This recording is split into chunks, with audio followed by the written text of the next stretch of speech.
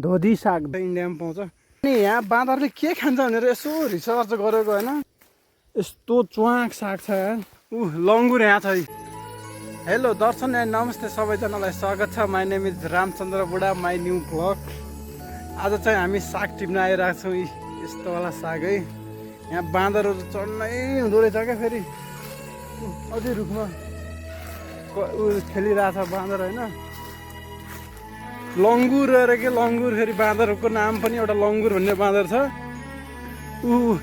लङ्गुर यहाँ छ है।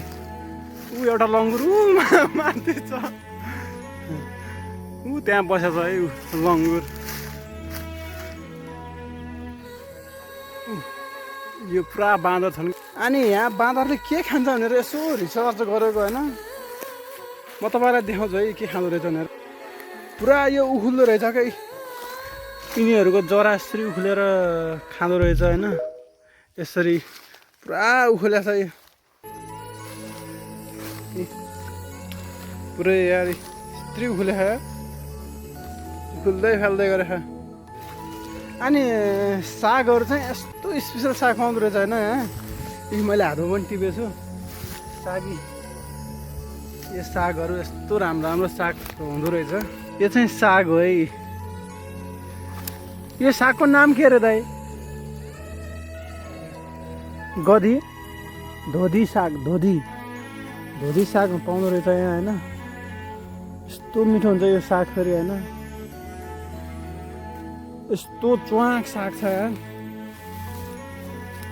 या किराहरू पनि त्यस्तै छन् फेरि सबै। या मिठो दामी साग छ अरे यो। पुरा साग हो कि। फेरि हामी चाहिँ यो इन्डियाको नजिकै आछौँ क्या। यो चाहिँ इन्डियाको जङ्गल है। यो चाहिँ इन्डियाको जङ्गल हो। यो चाहिँ साग चाहिँ इन्डियामा पाउँछ। हाम्रो त्यो पारिको चाहिँ हाम्रो नेपाल है। यो नेपाल हो। हामी चाहिँ साग टिप्न चाहिँ इन्डियामा आएकै। बाघ आउँछ नि फेरि यहाँ। बाघ आउँछ। यो पुरै यो बोर्डर हो। यो पुरै बोर्डर हो। हामी चाहिँ साग टिप्न इन्डियाको जङ्गलमा छौँ। अब चाहिँ हामी साग टिप्छौँ।